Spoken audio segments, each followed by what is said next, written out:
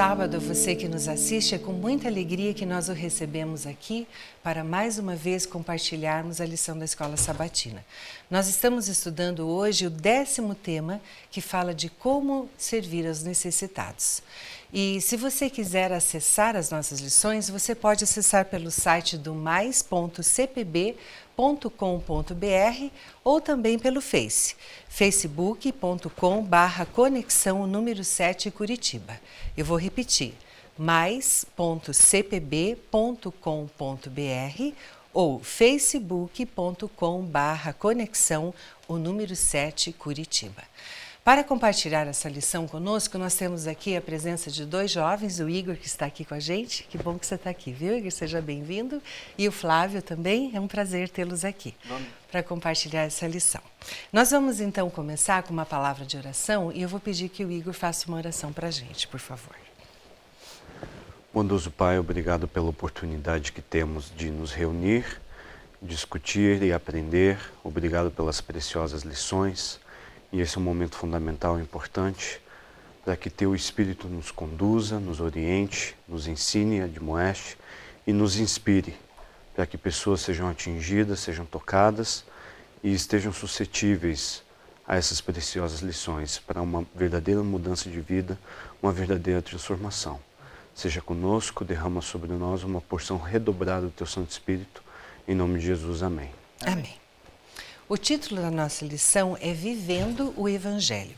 Eu gostaria de iniciar lendo o nosso verso principal, que está em Efésios, no capítulo 2, nos versos 8 a 10, se você quiser seguir com a gente. Diz o seguinte: pela graça sois salvos, mediante a fé, e isto não vem de vós, é dom de Deus, não de obras, para que ninguém se glorie, pois somos feitura dele, criados em Cristo Jesus, para boas obras, as quais Deus de antemão preparou para que andássemos nelas. É muito interessante quando a gente começa a pensar que tudo aquilo que a gente tem, ou tudo aquilo que a gente faz, é a obra de Deus em nossa vida. Né? Porque a gente não tem nada de bom. O ser humano, infelizmente, com o pecado, o ser humano em si não tem nada de bom. E tudo aquilo que a gente tem de bom, aquilo vem de Deus. Então, isso é uma coisa que a gente tem que pensar, que quando esse verso, ele fala aqui, se a gente fosse traduzir para os tempos atuais, a gente diria assim, ó, não fica se achando, porque não é você, né? A pessoa às vezes se gloria porque ela acha que ela é melhor do que as outras, né? Então, quando a gente parte desse princípio também, pelos bens que a gente tem, quando a gente pensa assim, tudo aquilo que eu tenho na minha vida foi Deus que me deu. Então, se Deus me deu, não é meu, é emprestado. Então, eu tenho, com esse pensamento, o dever de ajudar aquele que está ao meu lado. Né? Porque veja assim, às vezes a pessoa fala, nossa, mas eu tenho tanto, eu estudei, eu trabalhei, eu fiz, aquilo é meu, e a pessoa fala, o outro não tem porque ele não se esforçou tanto na vida quanto eu me esforcei. Mas se a gente mudar o nosso pensamento e ver que você tem tudo aquilo porque Deus te capacitou, porque Deus te deu condições de fazer uma faculdade, porque Deus abriu as portas para um bom emprego, né? Então, assim, é claro que o esforço humano também faz parte, mas se a gente não tiver a ajuda de Deus, a gente não vai conseguir nada, por mais que a gente se esforce, né? Eu queria começar com você, Igor. Aqui, o nosso primeiro tema da nossa lição, ela fala dos versos mais conhecidos da Bíblia, né, que está lá em São João 3,16, que diz que Deus amou o mundo de tal maneira que deu seu Filho unigênito, para que todo aquele que nele crê não pereça, mas tenha vida eterna. Queria que você comentasse isso para a gente. Então, eu penso que o embrião do Evangelho é justamente modificar essa visão que as pessoas têm a respeito de Deus.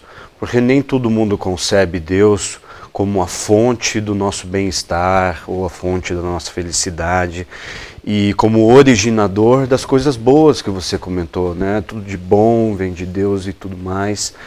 E quando Jesus veio à Terra, as pessoas não tinham essa concepção clara. Na realidade, elas viviam um encarceramento emocional, psicológico, em razão de uma figura deturpada de Deus. E Jesus, na realidade, ele trouxe uma nova figura a respeito de Deus, um Deus de amor.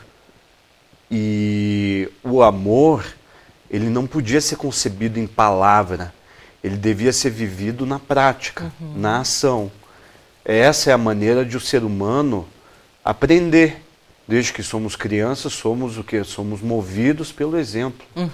E o exemplo que Jesus deixou é justamente o nosso motor, é o motor para a realização de boas novas. Então, por que eu digo que o Evangelho significa boas novas, né? E eu acho que a maior nova era justamente trazer à luz, à mente das pessoas, que Deus é amor. E Deus é amor não só a partir de um dito popular, ou de uma demagogia, ou de um mito. Deus é amor porque Ele faz.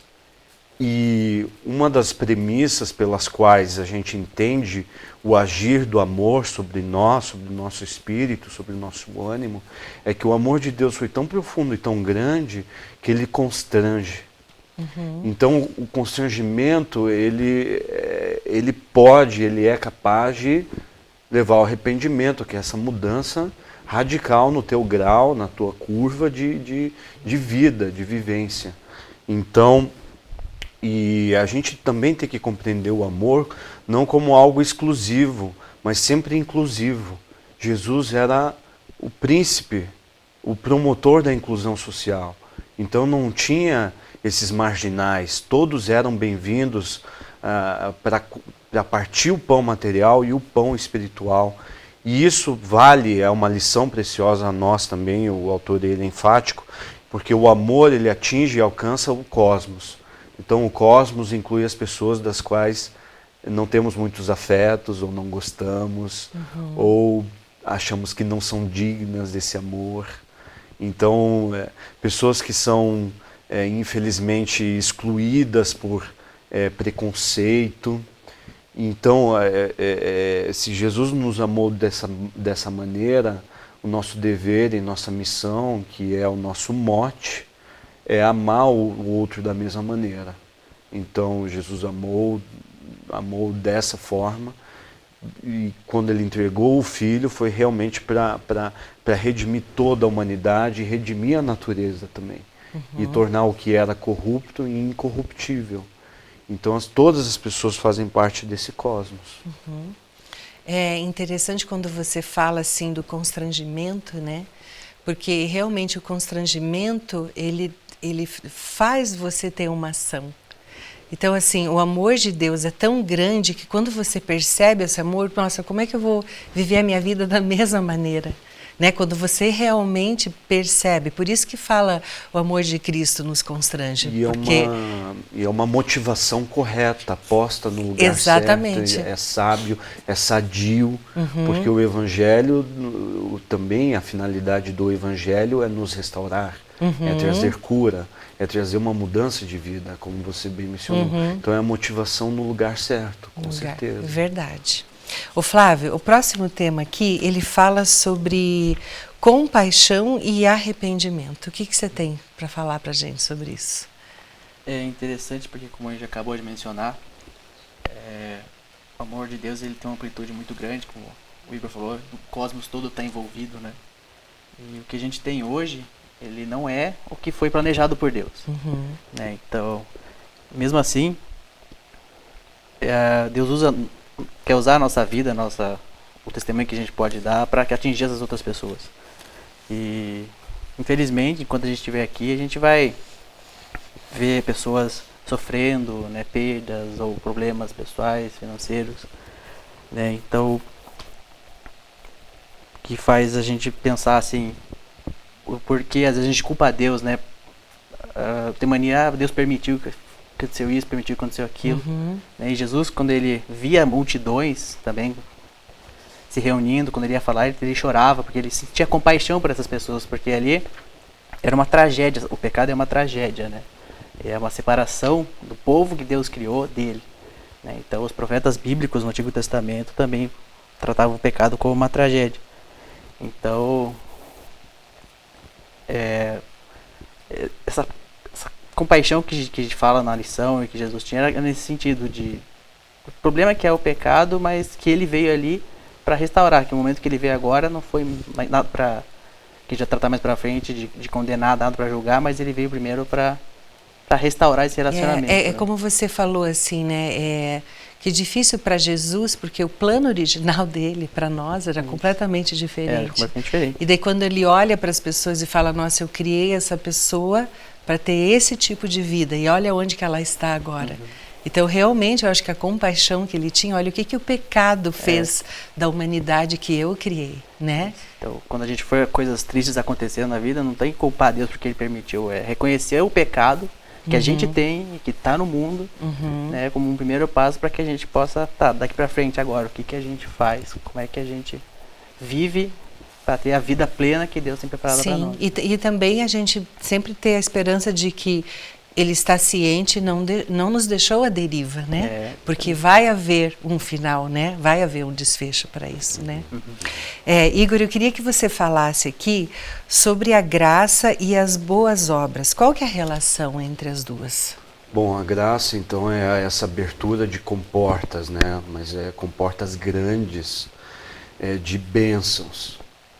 O amor desembocado, o canal pelo qual desemboca e deságua o amor é justamente a graça. A graça é todo o mérito de Cristo, é todo o mérito de Deus, toda a iniciativa é de Deus. Então, na realidade, o Cristo, ele é o substituto, ele foi o substituto de toda a humanidade. Então, é inquestionável que não se pode alcançar algo dessa dimensão. Humanamente falando, é impossível de se alcançar algo nessa dimensão. Então, a graça, sim, ela nos redimiu, nos trouxe salvação, nos permitiu fazer uma escolha diferente, né?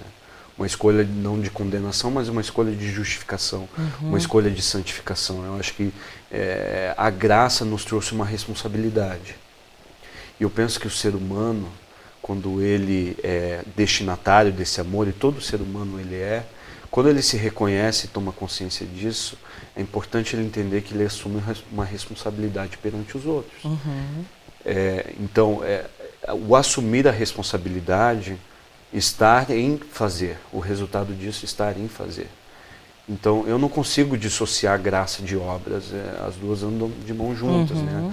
Interrelacionadas, interdependentes. Então, a frutificação da graça, porque uma coisa é importante a gente ter em mente, a religião se tornou historicamente uma troca, um balcão de trocas, né? Então, muitas das práticas que eram realizadas, a própria confissão, o pagamento de indulgências, era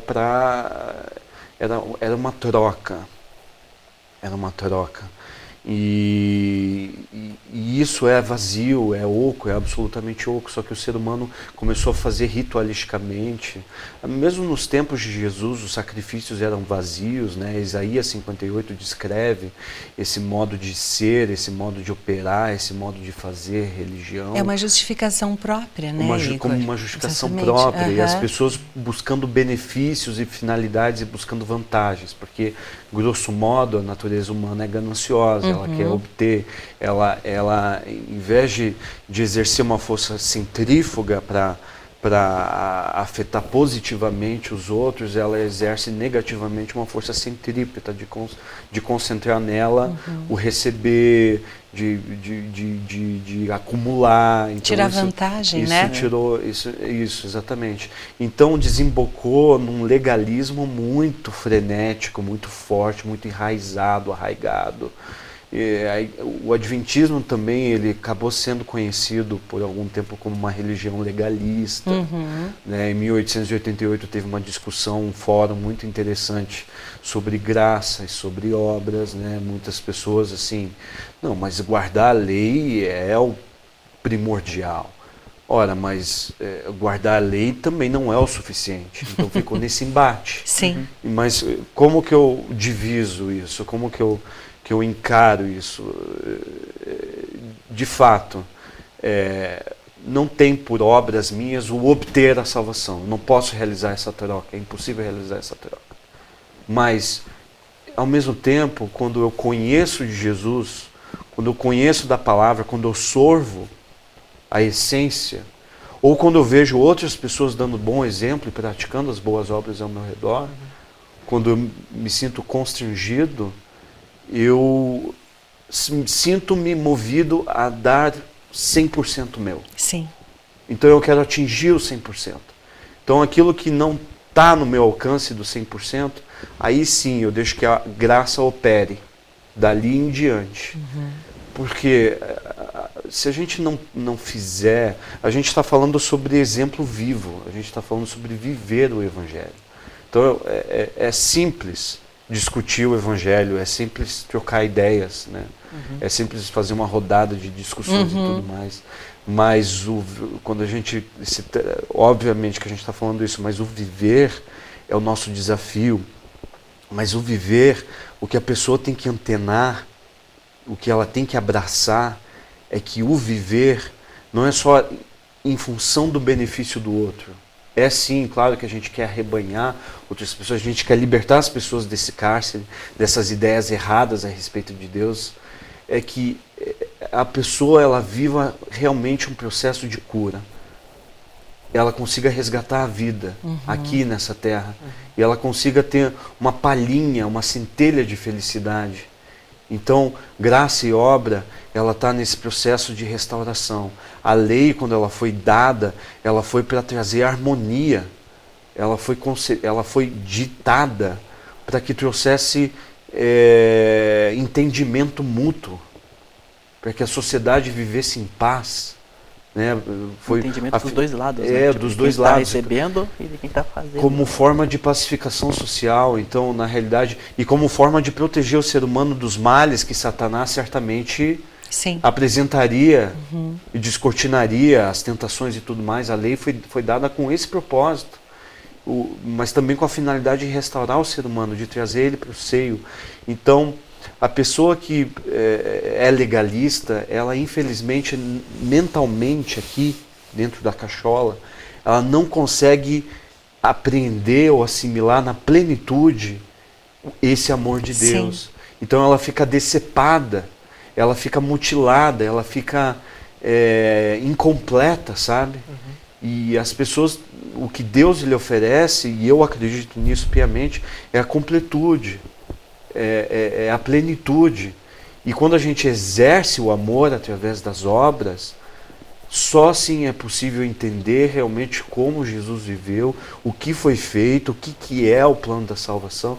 Então é legal a gente trazer as pessoas para terem oportunidade de exercitarem misericórdia, de exercitarem longanimidade, de doarem seus bens materiais, de doarem o seu tempo. E até porque, né, Igor, eu vejo assim, ó, o ser humano, ele é egoísta por natureza. Muito. E daí quando você começa a olhar para os outros praticando boas obras, como você falou, não adianta você só ficar na discussão, você tira o foco de si mesmo, não é? E daí você começa a enxergar o outro como Deus enxerga. Exatamente. Não é? Daí quando você vê, por exemplo, quanto mais ligado você está com Deus, mais complacente você é com o teu próximo. Né? Quando uma pessoa assim muito legalista, ela fala, nossa, como é que ele foi cair nesse pecado? Eu nunca faria isso. Né? Sendo que a essência do ser humano é a mesma. E todo mundo é capaz de cometer qualquer pecado, dependendo da circunstância, e se você não está ligado a Deus. Não é verdade? Daí você começa a ver o ser humano, né, como Deus vê, assim, com compaixão. Né? Porque assim, a gente, na realidade, a gente só consegue ficar longe dos pecados, das tentações, quando a gente está muito ligado com o Espírito Santo. Porque é Ele que vai dar essa força para a gente. E daí você olha pro teu próximo, que ainda não descobriu essa força, né? Da onde adquirir essa força, você consegue olhar para ele com compaixão. E a compaixão, né? É uma experiência magnífica. É verdade. Ela deve ser vivida, ela deve ser experimentada. Para livrar o egoísmo como núcleo, o centro da sua infelicidade, da sua dor. Exatamente. Flávio, eu queria que você falasse para a gente o próximo tópico, que ele fala sobre a nossa humanidade em comum. O que o autor quer dizer com isso? Apesar de sermos um povo separado pelo mundo com suas diversas diferenças culturais e tudo, nós temos a mesma origem, né? E somos filhos do mesmo Deus, né? A gente tem vários versos na lição né, que linkam assim para essa ideia de que somos todo o mesmo povo, na verdade, né? Sim. Ali em Malaquias 2:10 fala que nós temos o mesmo pai. Em Atos 17:26 nós temos a mesma genealogia, todos viemos de Adão. Né? Foi Deus que criou o mundo e os tempos, então a gente vive tudo junto. Né? Em Romanos 3:23 diz que todos pecaram, não foi só um, todos nós pecamos. Sim. Em Gálatas 3:28 ele diz que somos todos um em Cristo, né? Então não existe nenhum tipo de segregação social, se é mulher, se é homem, se é de uma classe social ou se é de outra, seja qual for a sua etnia, né? Então, para Deus, nós somos somos filhos dele. Sim. Somos o mesmo povo. Então a gente não tem muito que ficar perdendo tempo discutindo assim, fazendo panelinha, convivendo só com as pessoas que são parecidas conosco, ou às vezes no nosso contexto social, no dia a dia mesmo, de pessoas que são bem diferentes, né? Seja de modo de vestir, modo de falar, né? ou desmerecer também. E como a gente já falou aqui no início, o Evangelho, as Boas Novas, elas são inclusivas, né? E todas as pessoas, Deus amou muito a maneira e isso foi para todas as pessoas, como a gente também já discutiu. Então a gente não tem que ficar discutindo quem é o meu próximo, mas já começar a servir o próximo, porque a gente está aqui, o Evangelho, nossa missão, a missão de Jesus quando veio aqui foi para servir. Então a gente precisa sempre identificar as pessoas, de tirar essa barreira, esse estereótipo que a gente tem de como a pessoa é, de ela deve ser assim, assim, ela não vai nem dar importância para essas coisas que eu dou, mas quebrar essa barreira e querer ter um relacionamento com a pessoa a fim de conhecer, ver o que ela está às vezes precisando, o que ela pensa, se ela tem conhecimento de certas coisas ou não, para incluir mesmo, porque as boas novas são para todos, Deus quer todos. Sim. Ele quer que todos sejam salvos, que nenhum se perca, né? E a dificuldade que a gente tem de aceitar o diferente, né? É muito difícil isso pra gente. Realmente a gente precisa tirar essa mesmo, questões culturais, né? Às vezes assim, não é tanto, digamos, pela classe social, mas é porque aquela pessoa ela pensa diferente de você, ela age diferente de você, de alguma maneira você desmerece ela, né? Então acha que ela é menos ou está fazendo errado, né? Isso é desde sempre, né? E a gente tem que realmente tirar isso, porque como você falou, perante Deus nós somos todos iguais. Não existe favoritismo aos olhos de Deus, né? E todos filhos também. E todos filhos, exatamente, né? Assim como um pai ou a mãe tem vários filhos, né? Um diferente do outro, e você ama todos igualmente, né? Cada um com a sua maneira de ser, né? Igor, o último tópico ele fala sobre o Evangelho eterno. Bom, o Evangelho ele foi perpetuado até nossos dias por causa de esforços valorosos de testemunhas. Começaram com as testemunhas oculares, né? Os discípulos, ampliou para o apostolado, e diáconos, e a igreja foi crescendo, foi formando, e a Bíblia foi sendo compilada, que é um processo super interessante, que vale a pena um estudo, a maneira como ela foi compilada, trazida aos nossos dias. E preservada, né? Preservada, então, não só escrito, mas na vivência, na experiência e na tradição oral, isso foi preservado, esse conteúdo, esse material, e foi sendo trazido, foi sendo experimentado, foi sendo cultivado entre várias sociedades diferentes. É óbvio que várias ramificações, houve vários entroncamentos, várias religiões surgiram, algumas com o mesmo propósito, de fato. E o Apocalipse, ele é um livro de revelações, ele é tido como muito místico para alguns, né? Tem gente que começa a associar com o efeito Nostradamus e, enfim, ficam confabulando essas teorias, mas na realidade ele é o Evangelho, o coroamento do Evangelho, em que ele descreve como será o fim, e ele descreve para onde nós iremos, qual é a razão disso tudo, né? Afinal ele fala de salvação. Mas, por outro lado, ele também fala de condenação. O autor ele traz essa questão do juízo, ele traz esse ponto sobre o juízo. E o juízo, a meu ver, é uma questão muito importante, porque o Evangelho muitas vezes acaba sendo dissociado de uma justiça, de um evento ou um processo que está sendo realizado. Então, na realidade, Deus ele também está analisando o nosso comportamento, nossas atitudes, nossas escolhas perante o nosso próximo. Eu penso que o que acaba sendo tendo mais valor probatório maior peso acaba sendo como nós nos portamos em relação ao nosso próximo. Sim. Isso, de fato, é muito importante. Isso tem a ver com a adoração.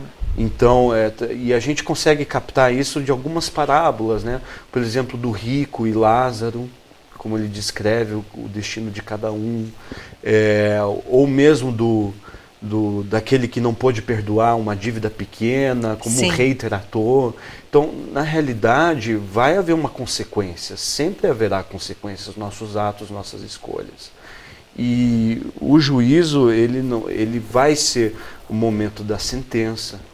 Por óbvio que não é o ponto de discussão e tudo mais, mas o fato de que Deus é justo também traz paz ao nosso coração e também traz motivação, porque Ele não vai simplesmente abandonar nossos esforços. Nossos esforços, a gente também tem que entender que não é vão, eles produzem frutos. Só que quando estamos ligados à videira, a gente produz a boa seiva, a gente produz os bons frutos. Então, só que vai haver um momento na história em que haverá uma separação. O trigo e o joio estão crescendo no momento, estão crescendo juntos. Mas vai haver um momento em que eles serão separados. E Deus e Cristo fala claramente também numa das parábolas que será lançado o joio. Então, isso deve ser captado como algo positivo. Como um Deus de justiça, para mim, é um Deus atraente. Eu, pessoalmente, que trabalho no direito, a gente está constantemente discutindo teorias da justiça. E a maneira como a justiça ela é tratada, ela molda comportamentos. Ela pode servir de incentivo ou desincentivo. E Deus sabe que se Ele não for justo, Ele vai incentivar, Ele vai permitir que o mal seja sempre incentivado. Agora, é interessante você falando, porque muitas pessoas veem a justiça, o juízo final com temor, né? Mas na realidade a gente tem que encarar com um alívio, né? Porque na realidade a justiça de Deus é plena. Eu vejo assim, você, por exemplo, para você julgar uma pessoa, você precisa que pessoas testemunhem a favor dela. Não é verdade? Deus não precisa, porque Ele conhece completamente o coração da pessoa. Então não precisa ninguém falar a favor ou contra ela. Então a justiça de Deus ela é totalmente plena e correta. Sim. Não é verdade? Então isso é um alívio para a gente. Né? Ela vai ser perfeita e sabendo que na justiça dele sempre impera a misericórdia. Né? Então sempre ele vai ser muito mais misericordioso, aliás, sempre vai ser, porque ninguém merece uma vida eterna, só o sangue de Cristo, né? Então realmente isso traz uma paz muito grande para a gente, na realidade, né? Que ele vai saber julgar. Pois é, né? Quando o amor ele permeia e ele infiltra a justiça, aí a justiça ganha corpo, ela faz sentido. Com certeza. Ela faz sentido porque justamente vai servir de alívio para muitos. Né? Afinal de contas, na realidade, aqueles que não entrarão, e isso também é falado, é porque não irão querer entrar. Exatamente. Então, na realidade, a sentença que vai ser dada vai ser somente fruto, consequência exclusiva das escolhas, ou da escolha fatal que fizeram. Sim, né? Exatamente. Mas tem outras... então, o amor e a justiça, quando se você entende e associa a Deus, e você teme a Deus por causa do amor dele, a justiça vai adquirir um outro contexto. Ele não vai ser aquele que vai te colocar no inferno, ou aquele que vai te fazer sofrer, ou vai te passar por alguma coisa assim em vida também. Ele não está agindo na sua vida para tornar ela um sacrifício, para tornar ela um inferno para você. Ele age na vida de cada um para trazer liberdade, para trazer sossego, para trazer alívio, consolo, bálsamo. É assim que Deus age. A justiça de Deus ela age com base nesse princípio, com base no princípio da misericórdia, da benevolência, do seu bem-estar, bem-estar que está no cerne disso. E aí, outras duas formas que a lição acaba destacando, eu acho que vale a pena mencionar, de perpetuação ou evangelho eterno, é a forma de adorar. Mesmo no céu, manteremos algumas formas de adoração. Sim. Por exemplo, o sábado. O sábado vai continuar sendo um dia de congraçamento e de reunião. Vai continuar sendo o memorial e o símbolo. E a lei de Deus também continuará válida, Sim. a mesma. É perpétua, né? Será incorporado, a gente vai ver aquilo de maneira muito natural. Sem a nossa natureza, esse vírus que nos corrompeu Sim. com o tempo. E a outra testemunha é a criação. A natureza é uma fonte de criação.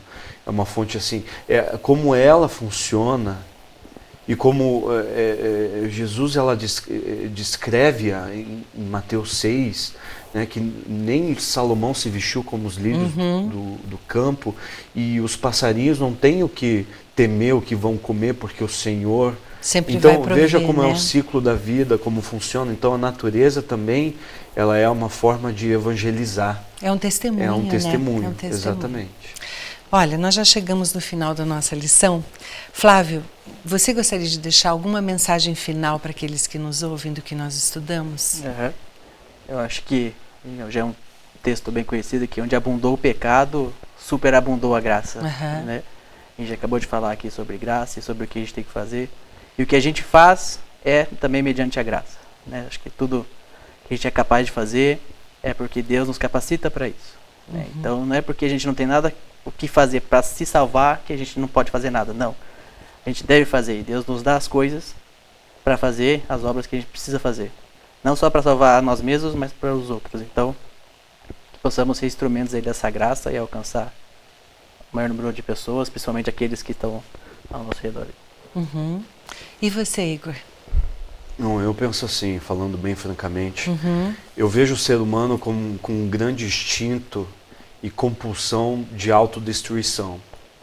Então, quando Jesus interveio, foi justamente para quebrar essa lógica e para quebrar essa tendência. Então, ele nos permite com que lutemos contra as nossas tendências. Ele permite que lutemos contra os nossos vícios, que lutemos contra as doenças e as enfermidades, as nossas fraquezas, e ele abre uma porta, uma via para o Espírito Santo te ajudar, te auxiliar nesse processo. E eu acho que vale a pena lançar-se nesse desafio, eu acho que vale a pena um processo de tomada de consciência para que a gente comece a identificar nosso agir, e isso com certeza vai trazer para o nosso centro, para a nossa vida, para o centro da nossa vida, o próximo. Como consequência natural, a gente vai perceber que nossa maior fonte de cura e de prazer e deleite está no outro, está em relacionar-se, está em fazer, está nesse olhar, nesse princípio chamado alteridade. Então eu acho que vale a pena essa autorreflexão, eu acho que vale a pena lutar. Não é algo simples, eu vou dizer que é difícil, mas é muito maravilhoso, é algo como indescritível, inefável. Então, eu penso que viver o Evangelho, começar por nós, é justamente a gente assumir a luta, assumir uma responsabilidade, e com o tempo o próximo vai se tornar o centro das atrações. Né?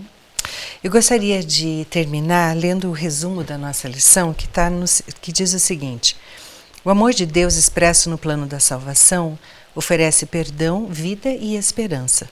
Como recebedores dessa graça, buscamos compartilhar isso com os outros, não para obter a salvação, mas porque fomos criados e recriados para fazê-lo.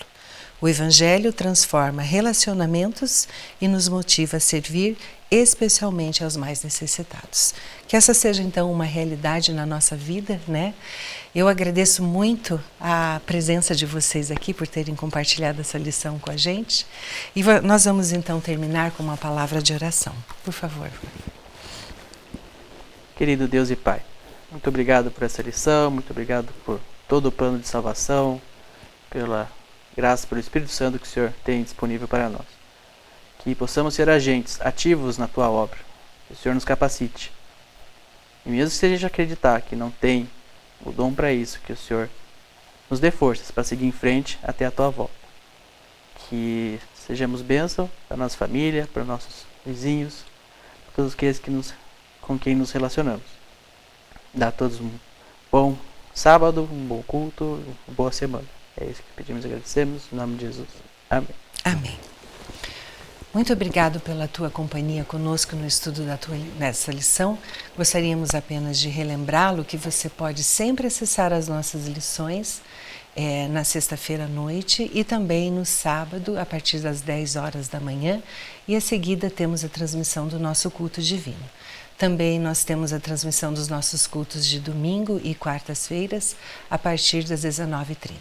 Tenha um dia muito feliz e abençoado. Fica com Deus.